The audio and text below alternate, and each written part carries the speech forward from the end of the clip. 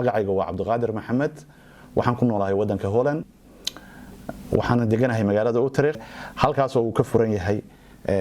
xafiiska Irshaad Travel Hajj and Umrah Irshaad Travel Hajj and Umrah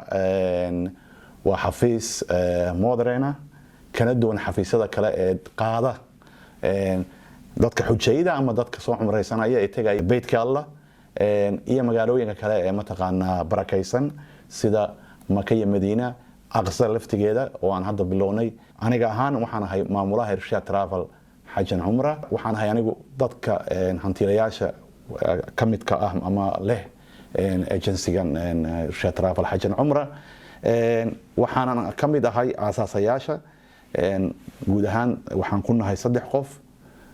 dadka Irshaad Travel Agencies kale muddaan soo jirnay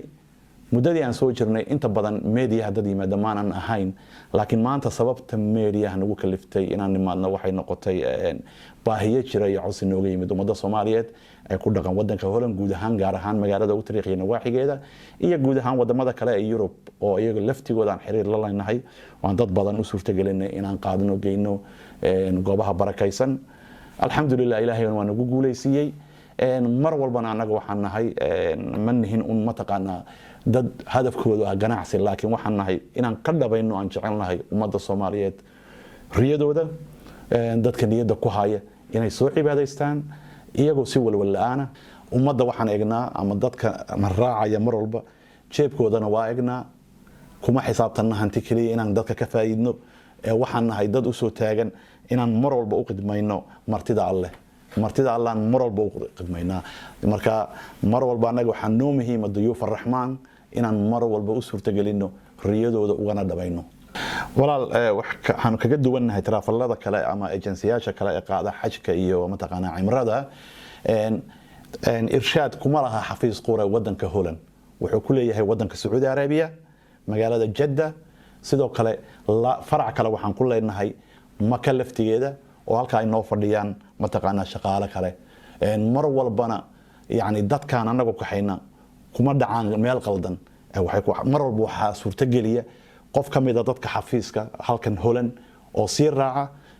iyo shaqaalaha kale ee joogay mataqaana wadanka Sacuudiga gaar ahaan magaalada Jeddah oo markaas soo dhaweeya hadii aan Jeddah laga dagayna shaqaalahaasi waxay si tagaan oo kala marka maalinta Madiina laga dagayo maalmo ka hor Madiina si tagaan oo ay halkaas ku sugaan airportka halkaas u taagan yihiin dadka ka soo kaxeeyaan basaskii loogu talagalay saaraan hoteeladii geeyaan goobihii cibaadada geeyaan siyaaraadkii oo dhan u soo fuliyaan u soo qidmeeyaan marka sidoo kale dadka waayeelka ah ee Soomaaliyeed anaga raaca inta badan ama ajnabiga ha noqdaan waxa noogu badan kale waa Soomaali hadda iyo Moroccan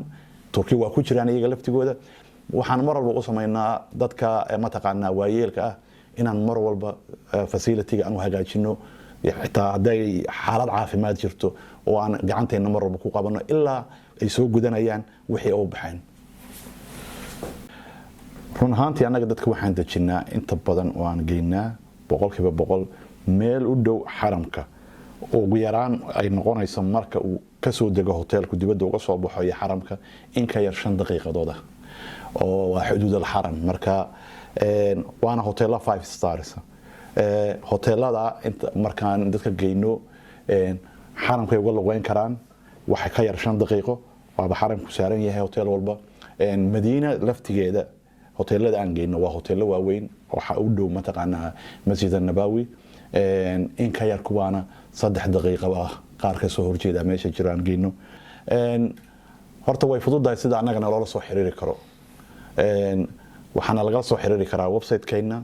qofkii ay u fududahay inuu website-ka nooga soo diro ama noo soo gudbiyo email